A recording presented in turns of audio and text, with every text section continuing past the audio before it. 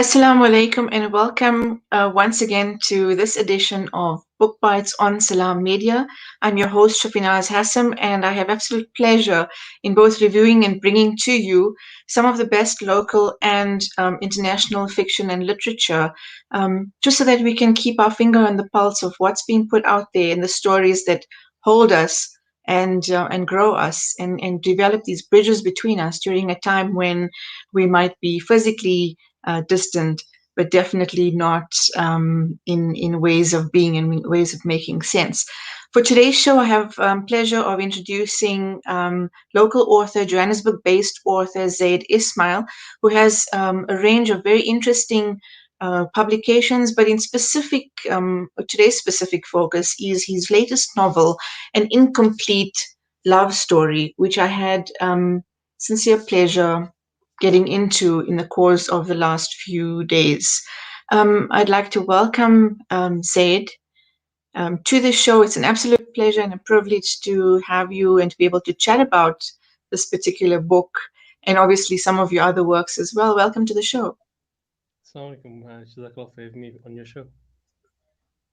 It's a pleasure, and I've had such a great time both as a reader, but I can't not analyze the psychological aspects of the book. But before we get into this novel, give us a sense of the writing process, how you got into it, what motivates you to write.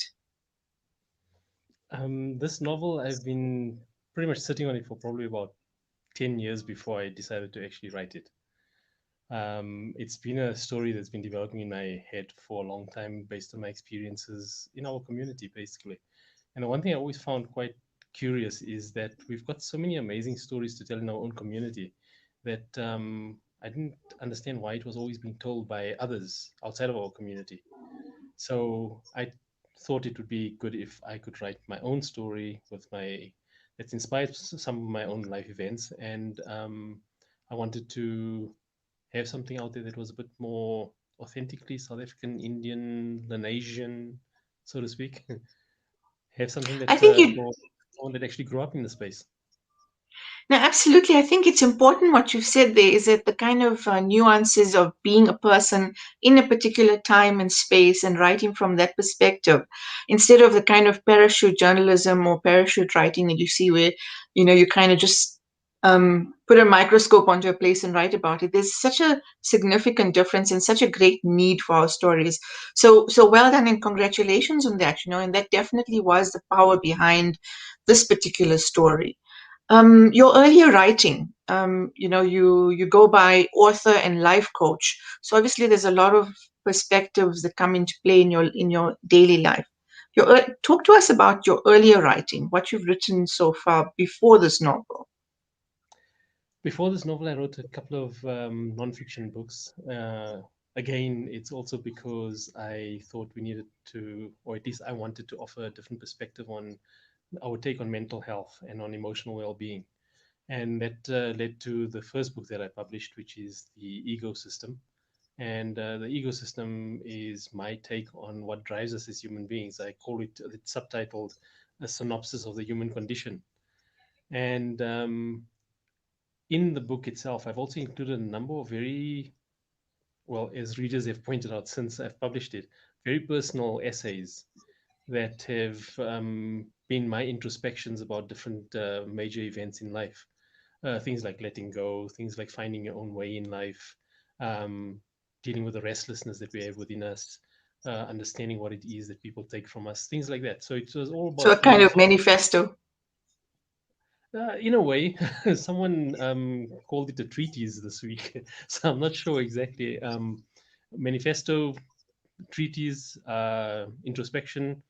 I guess the most important thing for me in everything that I write is that it has to be something that I am true to. It can't be something that is academic in nature, and not that I'm slating academics.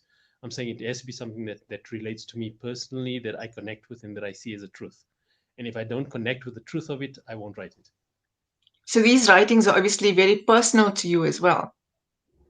It is very personal, in the sense that it is something I write with great conviction because it is deeply held truths and introspections that come from actual life lessons, either first-hand experience or first-hand observation, but none of it is hearsay or regurgitation of someone else's philosophy. And and I do think the human element can be felt if your story is very much processed through your experiences, and that comes through once again in the novel that I have read. So the title, "The Ecosystem," is very catchy, obviously, but it also speaks to me, just by having heard the title, speaks to this concept of the struggle of nafs, the jihad nafs, the struggle of ego, and so many of the challenges that we face that actually derive from that.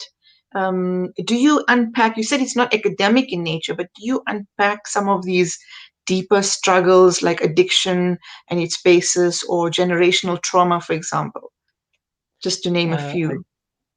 I do. I unpack it, but I don't unpack it within the context of the themes that you mentioned that is kind of prevailing in the mental health discussions that we have. How I do unpack it is I think there's one thing that's been critically missing in a lot of the discussions, and that are happening currently in mainstream social media and in the news about mental health, and that is that it detaches us from the personal experience of the person that is experiencing those overwhelming emotions, and it doesn't provide sufficient insight into why it is that that person in that moment chooses to respond in the way that they do. And instead, what we've done is we've detached that human experience from it, and we've placed a label on what we observe and what we experience from them, rather than trying to understand why it is that they are where they are in that moment, in that emotional space, in the way they're experiencing that abuse or trauma or whatever overwhelming situation it is that they find themselves in. So my Right. writing, the ecosystem, is very much focused on delving into the mind of the person experiencing it rather than those who are observing the experience. So, an opportunity for reflection for anyone who wants to read it, not really judgmental. Yes, absolutely. In fact, I'm very much against the judgmental approach to it, and that in my mind is what happens when we place a label on behavior. The moment you label the behavior, you're judging it against what the label is defined as. And we need to stop So, judging and start understanding why it is that those traits surface rather than just judging the fact that those traits are there. well, I'm glad you mentioned that, because I mean, one of the sort of buzzwords that are thrown about by many sort of conversations about these challenges is the word of the concept of narcissism. Again, I don't think we need to have the academic speak to explain the nature, considering that this is basically WhatsApp conversation these days, but more about the personal experience, not the interpersonal experience, and the danger of throwing about labels, like you said, definitely comes across. If you want to comment on that, before we go on to the next book that you've written, Sure. I the can concept of maybe narcissism and throwing it about. the and narcissism is actually one of those very, very good examples of what happens when we label behavior, right? It's one thing to say that someone is displaying narcissistic traits, and it's another thing to say that they are a narcissist. Because the moment you define someone as a narcissist, you again you rob them of the humanity, you rob them of the humanness. And what it means is that we then start judging them based on this label that we've attached to them about narcissism. But more importantly, and without dragging this out into a very broad discussion, because I know narcissism is a massive discussion on its own, right? The issue of narcissism, without condoning the behavior, it's one that is narcissistic traits are displayed by people who are deeply, deeply insecure. Now, think about this, right? Just very briefly. If we take someone that is deeply insecure and we now denounce the humanness about the struggle that they're experiencing that makes them insecure in the first place, what are we doing? We're taking the person that is already deep in an emotional abyss and we're shoving them deeper and putting a lid on it and saying, until we decide that you deserve a label other than narcissism, we're not going to treat you like a human being. It just doesn't make sense. It's a box. You sit in that box, and that's it. Yes. So, in some ways, a projection. Narcissism, thrown about as a irresponsible label could very well be a projection. It is very much so. In fact, it's gotten to the point where, because narcissism has gained so much popularity in being able to explain spousal abuse and abusive relationships and all these sorts of things, that every second person is now self-diagnosing people around them as being narcissists. And you know that old saying of we see our faults in others. The moment you call someone a narcissism, you have to know what narcissism feels like before you can accuse someone else of being a narcissist. Which So brings us to your next book, which is very much about owning up to your own toxic behavior, because each of us comes with the kind of baggage over a lifetime, and the willingness to actually let go, deal with it, work through it, and let it go, and own up to it as well. yes, owning it. The Own Your Shit book. That book is something that was written as an extension, almost an unpacking of the ecosystem. The ecosystem, I thought, was my simplification of what I thought was the emotional process that we experience in every moment. But I got feedback from some readers indicating that it seems to be a bit difficult for the layperson to grasp. And it seemed to appeal more Okay. to the person that is already well read on mental health and similar topics. So I wrote the book that came after that because I wanted it to be a more layperson narrative that allows anyone to pick it up and be able to connect with the message in it. So it still discusses the ecosystem, but it discusses it in a much more practical way. And I believe I've achieved that goal because I've gotten readers as young as 12 years old, all the way to 65 plus, that have read the book and have come back with very positive feedback about it, about being able to connect to it and being able to get some major aha moments from it in realizing what it is that drives their behavior. Because often we behave in ways that we also sit back and think like, why do I do that? And both the books, the ecosystem and on your shirt, are both intended to give you answers to why it is that you are that way, rather than judging you for not being better than that, so that you can try and fit in or something. It's about connecting with your authenticity of who you are, so that you can make a conscious decision about whether that works for you or not, as opposed to just trying to fit into someone else's definition of what emotional health looks like or what mental health looks like. I think it's fantastic if you say that you're able to reach out to a much larger sort of age group, or demographic in terms of age, because I think everyone in their own ways is sort of in that search for meaning.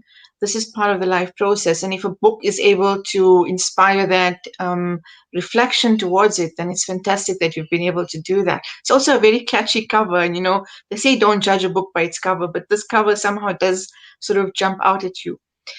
Um, an incomplete love story could easily be a Netflix series. So many of us are watching some of the sort of drama series that are available online during the pandemic that offer so much of reflection as well through the art of narrative of the various challenges that we face, ordinary romance or not so ordinary romance, and life itself, just being and making person of yourself, identity formation and all of that. Relationships with parents or parent figures often configure the life path ahead. And this comes through so strongly in your stories. It's not just a romance or a comment or commentary on romance, but really about this, your protagonist's relationship with his father in particular. Talk to us about this father-son relationship, various aspects of it, parent-child relationship as well. Talk to us about that in general and how it comes through in your book, because I think you do it in such an amazing way, and in a way that sort of leaves an impression. Alhamdulillah. That relationship is one that I wanted to highlight, and a lot of people, because I've the protagonist's name is so close to my own, just with a different spelling. A lot of people assume that it's my life story, and it's not my life story. It's just inspired by true events from my life, but also a lot of events that I've observed around me, and the themes that I try to cover in the book, especially the relationship between father and son. And the reason I chose father and son is because the one thing I don't want to do is assume to have a voice for the females.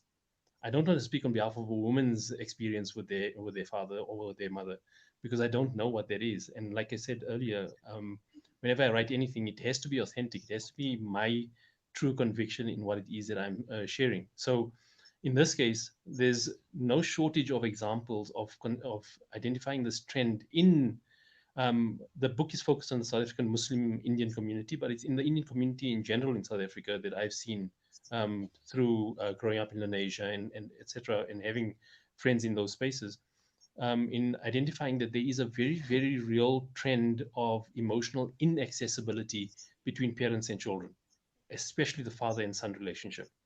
And I wanted to explore how that um, lack of emotional accessibility plays out in being able to relate to the world and form healthy relationships. And what's the struggle of someone who's trying to get it right but keeps making mistakes and having to learn the hard way, because that very critical relationship that's supposed to equip us for how it is that we show up in the world and how it is that we connect and take from the world, that relationship, if it's lacking, everything else becomes a struggle from there, because you effectively starting with a clean slate on how to build healthy relationships. So you either Would get you this, sorry, so you either get the choice of repeating the same cycles and the same tone and culture and traditions that felt already harmful when you were growing up, because that's the only one you know, and or you have to figure out the hard way how it is to do better than that. You actually added to a question. What would have been my question was this idea that is it cultural conditioning that keeps us in this kind of trend? And yeah, it does definitely get passed down the generation, but how far back does it go? So my question is it cultural conditioning that teaches a certain behavior, like respectful behavior between father and son, or is it trauma that comes, generational trauma that we've sort of inherited and not able to process? Given that the time has changed, children have changed. You're dealing with a new generation, a far more sort of generation based on instant gratification, and not have the same understanding, perhaps, or the same kind of patience to work through relationships and to easily rather detach, discard, move on, and maybe even take on certain addictive behaviors because of not being able to deal with this trauma. I know I've said a mouthful there, but I mean, you did add already into some of that. Going back, There's generational yeah, trauma, not just about the cultural conditioning. How far back can we go to clean up and to make a better way forward? I think there's so many important points that you've raised in just that one question, because it's such a huge issue. You know, it reminds me of something that happened recently. Someone asked a question on Facebook saying, "When do you think was the last generation that had healthy relationships?" And inevitably, the majority of people come back and say it was our grandparents. And I'm thinking, but hold on, is that really true? Right. Because the fact that we had compliance, and I'll say this with caution, the fact that we had compliance and we had a willing acceptance of our place in society, does it mean that that place that we assumed, both men and women at the time, does it mean that that place that we assumed was the healthiest for the growth and sustainability and the future of that society? I Right. disagree, right? And the reason why we're seeing such a massive shift and we're seeing the instant gratification that coming through now is because for our grandparents and before that, and even our own parents, in fact, for those of us in our age group, in my age group, when we were growing up in our teens, we had one view of the world, and that view was our neighborhood. If we were fortunate enough to travel abroad, which was the minority, not the majority, then we would have a slightly broader a view of what the world looked like. But as long as we were in our own neighborhoods, we believed that that was the way things were. And there wasn't any alternative to that because we didn't have an alternative perspective. So if you take that further back, where there was even less access to information about broader experiences, then our grandparents would have had an equally myopic experience, right? So now you bring it into the current generation, and suddenly we've got social media. And social media, with all its challenges, has given us one very, very important thing, and that is it gives us access to lifestyles and qualities of life that we previously didn't know existed. So now you take children that or a generation that comes out of a community that has been already emotionally stunted, and I'm happy to have that discussion with anyone that takes exception to it. But we have an emotionally stunted community that raises children to see that what they actually are being raised with, or how they're being raised, is not actually the healthiest way to do it. So what do? They are demanding to want to feel better about who they are. And when they're demanding to feel better about who they are, they don't know how to do it because they haven't been given the emotional tools to be able to operate in a healthier way. So what Okay. do? They start mimicking, and the mimicking that they're going to do is going to be based on people that have instant gratification or that encourage instant gratification, because it's all about me now. I've been denied all this time, and now I want to claim what is mine. And that's why we have the kind of social ills that we're dealing with in the current generation. So it's what you're suggesting is it's just a reclaiming of power that's imagined to have been lost or taken away.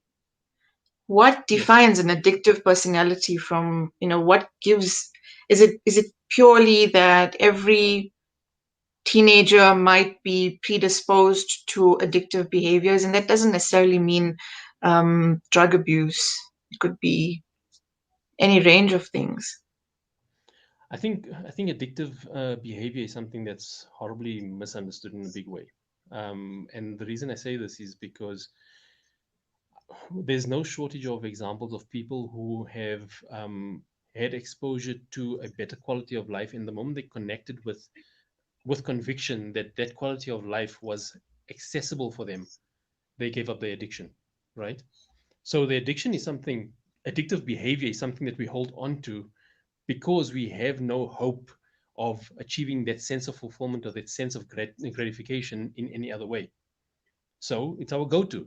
If I'm having a bad day, I'm going to resort to binge watching Netflix. Or if I had a bad day, I'm going to distract myself with board games or mobile or social media or something. But it's our coping mechanism. So the question really isn't about the addictive behavior. It's about, why do we adopt the addictive behavior to escape something else? And is it something else that we're escaping, that we need to escape? That's where we should be focusing. Why do we want So to let's escape instead of dealing with it? let's talk about forgiveness. Forgiveness of one person to another, but also personal forgiveness, self-judgment and forgiveness. What's your comment on Forgiveness, that? How do we move into a realm of forgiveness is forgiveness? possible without understanding.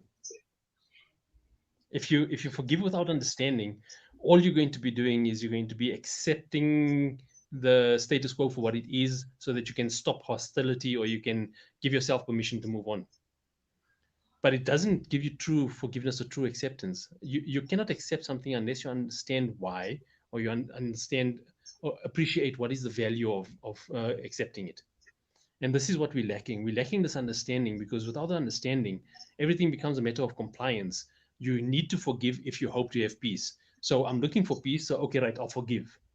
But deep down inside, I still feel that wavering, that anger that's s- just having to be kept all the time, because Unsettled, I right? now don't have the right to bring that anger out or to express myself emotionally, because I've already forgiven. So I've given up the right to have a claim to be bitter or to be angry or to be upset about something that already happened. So without understanding, you can't reach a point of true, authentic acceptance. And without that acceptance, you won't have peace. So you can forgive for the sake of forgiving. But if you don't understand why it is that you really need to forgive, or what it is that drove the other person or yourself even to behave in a way that created the regret that gave you reason to need to now consider forgiveness, if you don't go do that work to understand that, it's just going to revisit you again in another shape and form next time you have an experience that is similar to the one that gave you reason to regret in the first place. Those are deeply profound reflections. And I think I did take extra liberties knowing that aside from considering yourself an author, you are a life coach. So thank you so much for allowing us that insight in this short space of time. Going back to An Incomplete Love Story, the character Zaid Adam, that moves through this trajectory of time from his childhood, which is so profoundly revealing, as we've spoken about. And as a young man, when he starts to meet potential romantic interests, and then the experiences he has through marriage, both as a husband and as a father. These are challenges that are very familiar to a lot of men in our communities, in our societies, that go beyond just the South African experience or just beyond the Muslim experience. So those are very, very relevant, and I highly recommend this book to men and women in our communities and beyond to read and to follow these insights. Talk to us a little about when your character experiences, you know, are there direct links between the relationship with the father figure and the way his romantic relationships play out? I think Would you say? there is very much a link there because it's almost a repeated pattern of. There's two things that I try to reveal in the book, and I don't want to give too much away because I want the readers to discover these themes on their own in some way, right? But on the one side, it's how difficult it is for someone that grows up in an emotionally inaccessible environment, how difficult it is for them to be able to identify what a healthy relationship looks like before they Right, commit to marriage, right? And the problem is that because of the cultural norms that define how it is that we arrive at the point of marriage, that completely ignores the emotional growth or emotional maturity of the individuals involved by the time they get to that point. The focus is always about doing the right thing, right? Now, that's where the challenge comes in because now what you're effectively saying is that we're going to ignore the fact that you're being raised in a community that is generally emotionally inaccessible, and we're going to throw you into a relationship because we don't want you to um, taint the honor of your family or your own standing in the community. And that means that you will, whether you like it or not, figure all of this out for the first time when you actually end up married to someone. So now there's two things that come into play. The one is you didn't know what to look for in a partner in the first place because you didn't know what a healthy relationship looked like. And secondly, you didn't know what was expected of you because you were raised in a community where, especially for men, men didn't need to show up emotionally. They didn't need to be emotionally supportive. They just needed to be providers, and the women needed to just be the nurturers and the caregivers. So within this context, as long as you maintain those roles, and that's why I come back to what happened in the generation of our grandparents, right? They willingly accepted that that was all they could expect from that relationship. So if you willingly accept it, no problem. The problem is you don't willingly accept it anymore because you know that you should be able to get so much more from it. And you need right. so much from it because the world has changed drastically in the last few decades. So it doesn't work anymore. That cultural norm of you know your place in the house and then you go and get married and you establish your place in your own house. It doesn't work. We need to have a more emotionally mature individual that we're raising into someone else's home. That's absolutely it. And so we need to be more adaptable as a community, as a society as well. And it takes multiple generations coming together to be able to undo what was considered the way things were, and it worked out. So why not now?